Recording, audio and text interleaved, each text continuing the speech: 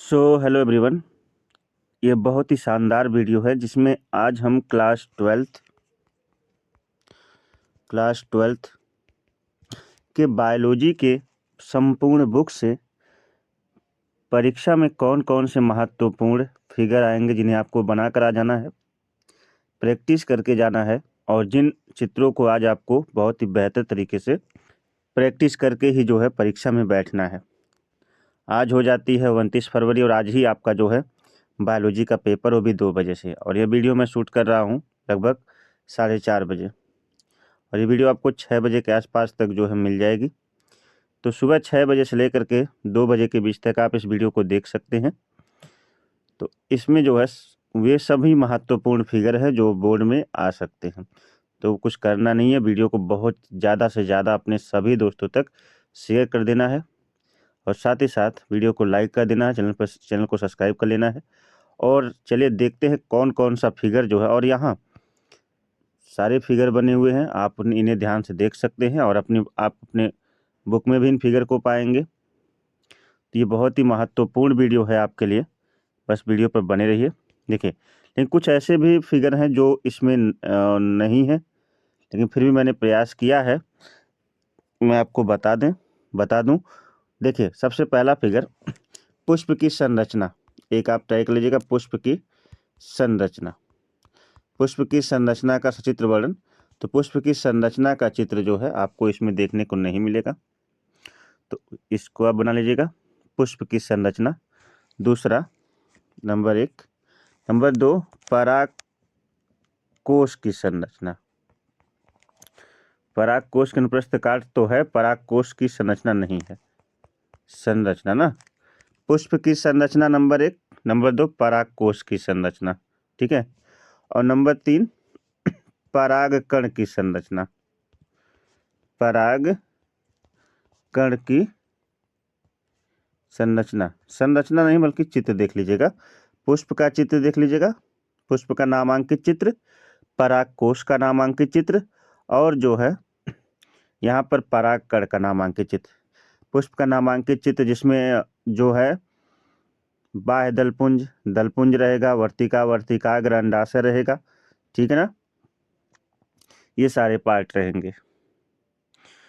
और परागकोश में जो है, परागकोश में आपका मिल जाएगा परागतंतु मिल जाएगा, ठीक है ना, और परागकोश मिल जाएगा, इसके अंदर भरे हुए परागकण। और परागकण में जैसे बाह्य चोल आपको मिल जाएगा, अंतःचोल मिल जाएगा, सारे पार्ट्स मिल जाएंगे, ठीक है, परागकण। उसके बाद पुष्प का नामांकित चित्र हो गया।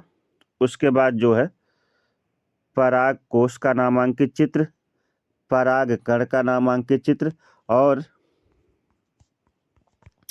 परागकण का वर्तिकाग्र पर अंकुरण। ये चित्र आप खोज लीजिए, वर्तिकाग्र पर अंकुरण, ये चित्र आप देख लीजिए।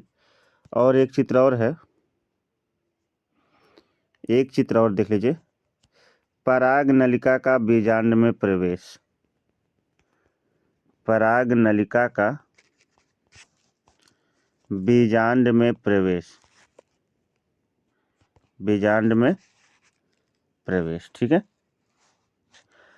तो परागकण का वर्तिकाग्र पर अंकुरण एक चित्र और पराग नलिका का बीजांड में प्रवेश दूसरा चित्र, ठीक है। आइए, और साथ ही साथ अगला जो फिगर है आपको बनाना है,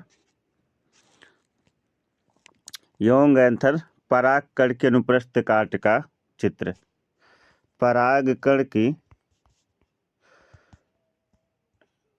कण परागकोश है, एंथर में क्या होता है, परागकोश ना, तो परागकोश की अनुप्रस्थ काट का चित्र, ठीक है।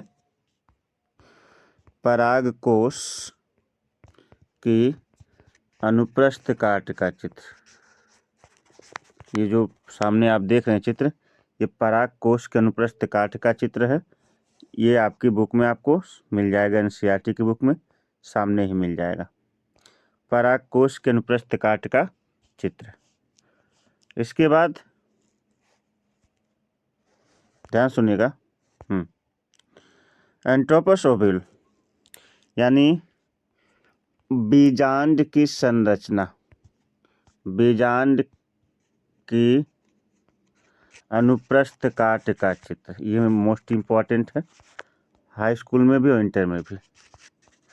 काट का चित्र, बीजांड के अनुप्रस्थ काट का चित्र। तो बीजांड का चित्र जो है सीधा बनाइएगा। इसमें आप जो है यहाँ पर इसका भ्रूणकोश दिखा दीजिएगा, बीजांड वृंत दिखा दीजिएगा, संवहन पुल दिखा दीजिएगा, ठीक है। बीजांड काय और भी पार्ट्स हैं, ठीक है। इधर निभाग हो जाता है, इधर बीजांड द्वार हो जाता है। तो इस प्रकार से जो है यह बीजांड की काट का नामांकित चित्र है, बीजांड की काट का नामांकित चित्र है, ठीक है। तो ये महत्वपूर्ण है, बीजांड की काट का नामांकित चित्र। तो बीजांड का चित्र आप बना के ट्राई कर लीजिएगा, ठीक है। चलिए आगे बढ़ते हैं, आगे आते हैं। देखिए अगला, ह्यूमन रिप्रोडक्शन में मेल रिप्रोडक्टिव सिस्टम आपको बना के आ जाना है, नर जननांग, ठीक है ना। मेल रिप्रोडक्टिव सिस्टम, नर जनन तंत्र का चित्र। ये देखिए सामने आप बना हुआ है, इसको ट्राई कर लीजिएगा। उसके बाद जो है मादा फीमेल रिप्रोडक्टिव सिस्टम, मादा जनन तंत्र का नामांकित चित्र यहाँ पर है। मादा जनन तंत्र का नामांकित चित्र आपके सामने स्क्रीन पर है, ठीक है। मादा जनन तंत्र का नामांकित चित्र सामने स्क्रीन पर पड़ा है। उसके बाद देखिए क्या, चलिए हाँ, मैमरी ग्रंथ मतलब स्तन ग्रंथि, मादा में नर तथा मादा में स्तन ग्रंथि, यानी जीवधारियों में स्तन ग्रंथि का नामांकित चित्र, ठीक है ना। ये देखिए वो भी फीमेल में ये विकसित होता, मेल में होता है लेकिन विकसित नहीं होता है। तो मैमरी ग्लैंड्स का मतलब होता है कि स्तन ग्रंथि का चित्र, ठीक है। तो ये चित्र आपको ट्राई करके जाना है, स्तन ग्रंथि का चित्र। उसके बाद ह्यूमन स्पर्म, मानव शुक्राणु की संरचना, ये चित्र महत्वपूर्ण है। ह्यूमन स्पर्म मतलब मानव शुक्राणु की संरचना, ये आपको ट्राई करके जाना है, ठीक है। आपने पूरे वर्ष भर पढ़ाई की होगी, इन चित्रों को आपने जरूर बनाया होगा, ध्यान से देख लीजिएगा। मानव शुक्राणु की संरचना, ये चित्र ट्राई कर लीजिएगा, ठीक है। सेक्शन ऑफ यंग एंथ है तो भी हम लोग बताया, बीजांड का चित्र भी आपको बताया। हाँ चलिए, भ्रूण कोश क्या है, भ्रूण कोश का चित्र। इसमें 3 प्रतिमुख कोशिका है, एंटीपोडल सेल है, 2 ध्रुवीय केंद्र है, पोलर न्यूक्लियाई है, और यहाँ से ये जो है दो सहायक कोशिका, 2 अंड कोशिका, एन एम्ब्रियो सैक ना, एक भ्रूण कोश। तो भ्रूण कोश का भी चित्र ये जो है बीजांड के भीतर पाया जाता है। तो इसका चित्र आप ट्राई करके जाइएगा, भ्रूण कोश का चित्र, ठीक है। भ्रूण कोश की काट का चित्र, ठीक है। भ्रूण कोश के अनुप्रस्थ काट का चित्र, इसको भी ट्राई कर लीजिएगा आप लोग, ठीक। चलिए आगे बढ़ते हैं। हाँ भाई, स्पर्मेटोजेनेसिस का चित्र देखिए यहाँ पर है। तो स्पर्मेटोजेनेसिस ये आपको अपनी बुक में मिल जाएगा, आप जो है इसे ट्राई कर लीजिएगा, स्पर्मेटोजेनेसिस, ठीक है। स्पर्मेटोजेनेसिस यानी शुक्राणु जनन की प्रक्रिया, शुक्राणु जनन की प्रक्रिया, किस प्रकार से शुक्राणु जनन होता है, ठीक है। आगे बढ़ते हैं। हाँ, ओजेनेसिस मतलब होता है अंडाणु जनन की प्रक्रिया, अंडाणु जनन की प्रक्रिया का चित्र यहाँ पर है, अंडाणु जनन,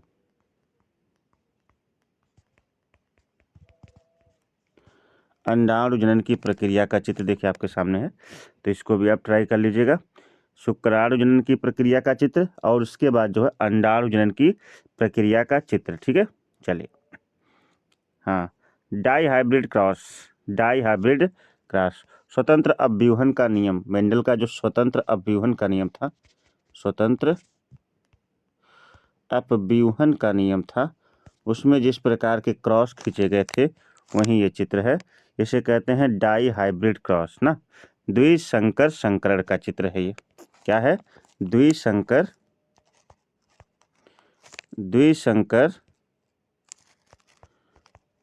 संकरण इस नाम से चित्र जाना जाता है। तो इसको आप एक बार देख लीजिएगा, ट्राई कर जाएगा।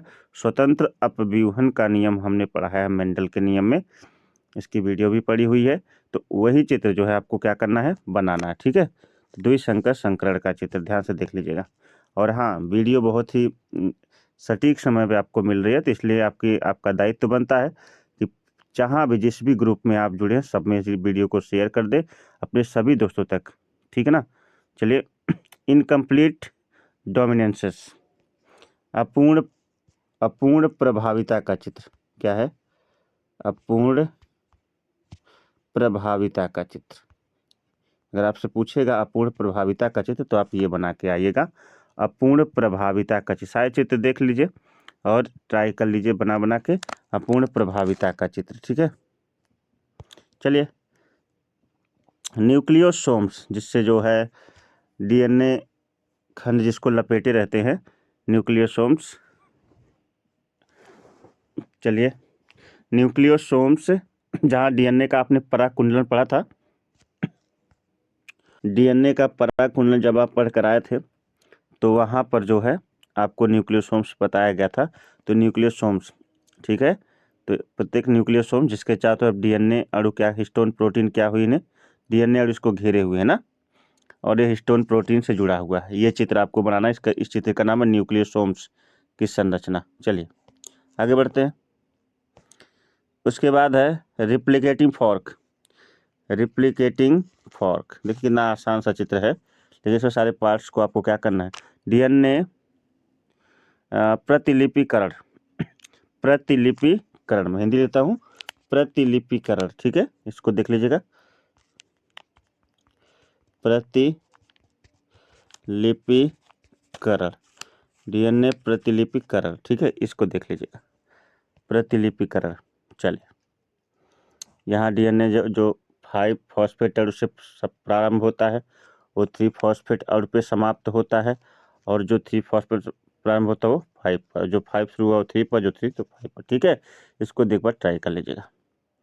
उसके बाद lac operon concept, lac operon परिकल्पना, लैक ओपेरान परिकल्पना का चित्र, लैक ओपेरॉन का चित्र, ओपेरॉन का चित्र, लैक ओपेरॉन का चित्र मोस्ट इम्पोर्टेंट। ठीक है, लैक ओपेरॉन की परिकल्पना सेम वही है। चलिए आगे बढ़ते हैं। अगला चित्र,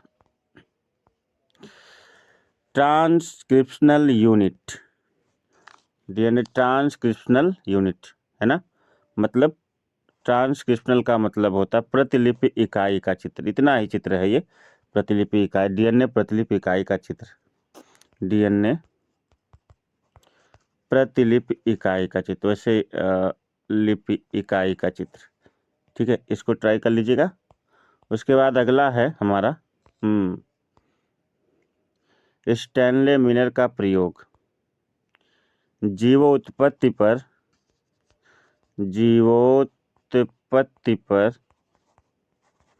स्टैनले मिलर का, ये 10 में भी था, स्टैनले मिलर का प्रयोग ना, जीवोत्पत्ति, जीवन की उत्पत्ति पर स्टैनले मिलर का प्रयोग, जहाँ इसमें इन्होंने मेथेन, अमोनिया, जल और हाइड्रोजन गैस रखी थी, और यहाँ पर जो है वैक्यूम पंप लगा दिया था, बॉइलिंग वाटर था। ठीक है, ये जो है, तो ये एक प्रकार का पूरा वातावरण का माहौल तैयार किए थे, जिसमें जो है जीवन की उत्पत्ति कैसे हुई होगी ये सारी चीज़ें दिखा। तो इसे मिलर एक्सपेरिमेंट्स कहते हैं, स्टैनले मिलर का प्रयोग। ठीक है, आगे बढ़ते हैं।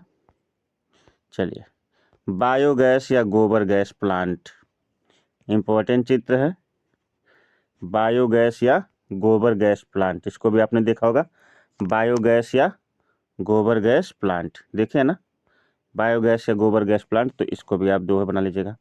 उसके बाद है अगला चित्र, एंटीबॉडी मॉलिक्यूल्स, प्रतिरक्षी अणु, क्या नाम है? प्रतिरक्षी अणु, ये चित्र है प्रतिरक्षी अणु का, इसको बना करके आप ट्राई कर जाइएगा। प्रतिरक्षी अणु, ठीक है। चलिए, प्रतिरक्षी अणु का चित्र है ये। आगे मोस्ट इम्पोर्टेंट बायो रिएक्टर, देख लीजिए बायो, इसका चित्र का नाम है बायो रिएक्टर, बायो रिएक्टर, ठीक है। देख लीजिए, इसे बना के आप ट्राई कर लीजिएगा, बायो रिएक्टर, ठीक, इम्पोर्टेंट चित्र है बायो रिएक्टर। उसके बाद जो है PBR 322, PBR 322, ठीक है। PBR 322 का चित्र है, इसे बना के ट्राई कर लीजिएगा। PBR 322 जैव प्रौद्योगिकी चैप्टर से, हाँ 322 मैंने बच्चों को पढ़ाया था, ब्राह्मण सलमान, है ना, करके पढ़ाया था। PBR 322, ठीक है, इसको ट्राई कर लीजिएगा। बार बार प्रॉब्लम हो रही है, कोई दिक्कत नहीं है। चलिए आगे, PBR 322। आइए अगला, Agrocel electrophoresis, Agrocel electrophoresis, DNA खंडों को उचित स्थान से काटना, एग्रोसेल इलेक्ट्रोफोरेसिस का चित्र है ये, इसको बना के ट्राई कर लीजिएगा, ठीक है ना। DNA खंडों को उचित स्थान से काटना, उनकी प्रतिलिपि बनाना, जो है यह आपको जैव प्रौद्योगिकी चैप्टर में मिल जाएगा। तो ये भी चित्र बहुत ही महत्वपूर्ण है, ठीक है। चले अगला देख लीजिए, life cycle of retrovirus, HIV retrovirus, HIV retrovirus का जीवन चक्र, HIV रेट्रोवायरस है, रेट्रोवायरस का जीवन चक्र आपको जो है बनाना है, और जो फिगर आपके स्क्रीन पर दिया गया HIV रेट्रोवायरस का जीवन चक्र पर ट्राई करके जाइएगा, ठीक है ना। आगे बढ़ते हैं, अगला क्वेश्चन, मलेरिया के जीवन चक्र, प्लाज्मोडियम वाइवैक्स के जीवन चक्र का, मलेरिया या प्लाज्मोडियम वाइवैक्स के जीवन चक्र को आपको बना के आना है। तो मलेरिया का जीवन चक्र और प्लाज्मोडियम वाइवैक्स का जीवन चक्र, ये दोनों ही आपको ट्राई करके जाना है, दोनों सेम है। मलेरिया का जीवन चक्र या प्लाज्मोडियम वाइवैक्स का जीवन चक्र दोनों एक ही तरह से होता है, यानी मच्छर का जीवन चक्र आपको बनाना, ठीक है ना। मलेरिया का जीवन चक्र, लाइफ साइकिल ऑफ मलेरिया, ठीक है। तो इस तरह से जो मैंने शुरू में बताएं, पुष्प की संरचना, पुष्प का नामांकित चित्र आपको बनाना है, और पुष्प का नामांकित चित्र ना, एक उसको ट्राई कर लीजिएगा, पुष्प का नामांकित चित्र ना, एक तो ये ट्राई कर लीजिएगा जो इसमें नहीं है।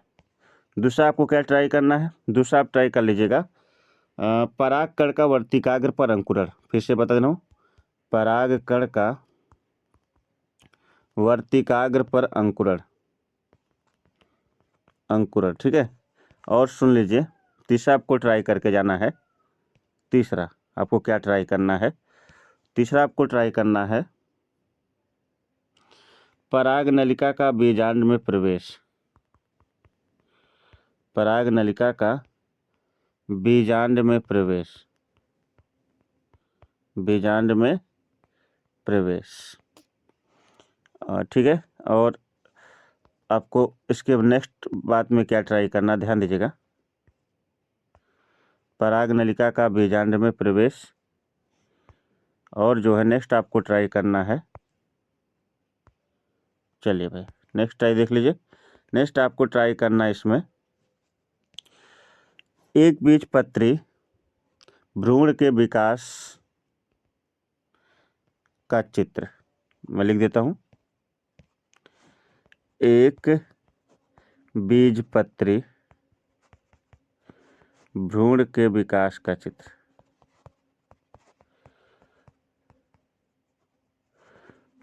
ना।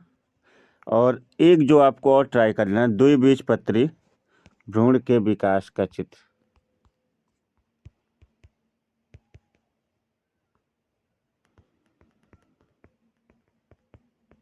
ठीक है, विकास का चित्र। बस आप इन जितने फिगर मैंने आपको बताए अभी तक, वीडियो को पूरा देख लीजिएगा, आपको समझ में आ जाएगा क्या हमें बनाना है, क्या हमें ट्राई करके जाना है। तो इस तरह से आपके सारे फिगर यहाँ पर कंप्लीट होते हैं। जितने फिगर आपकी परीक्षा में आने वाले थे, सारे फिगर की मैंने आपको प्रैक्टिस करवा दी है, सारे फिगर आपको बनवा दिए हैं। उम्मीद करता हूँ आज की जो वीडियो रही आपको काफ़ी बेहतर तरीके से समझ में आई होगी। और अगर वीडियो पसंद आई है तो वीडियो को लाइक कर दीजिए, चैनल पर नए हैं तो सब्सक्राइब कर लीजिए, और वीडियो को सभी ग्रुप तक, अपने सभी दोस्तों तक ज़रूर शेयर कर दीजिएगा, ताकि आज अभी 2 बजे से आपका पेपर है और ये वीडियो आपको सुबह 6 बजे तक मिल जा रही है। तो आपके पास बहुत टाइम है, सारे चित्रों को आप वन बाई वन प्रैक्टिस कर लीजिएगा। और मिलते हैं। और भी कोई प्रॉब्लम हो तो आप कमेंट बॉक्स में लिखकर पूछ सकते हैं, और कमेंट बॉक्स में आप लिखकर पूछ सकते हैं। जो बच्चे मुझे जानते हैं उनके पास मेरा जो है पर्सनल कॉन्टैक्ट नंबर भी है, व्हाट्सएप पर भी आप जो है क्वेश्चन डाल सकते हैं। फिर भी आप कमेंट बॉक्स में लिखकर पूछे तो अच्छा है, सारे प्रश्नों के जवाब आपको मिल जाएंगे। ठीक है, तब तक के लिए आप सभी से नमस्कार, बाय बाय, जय हिंद।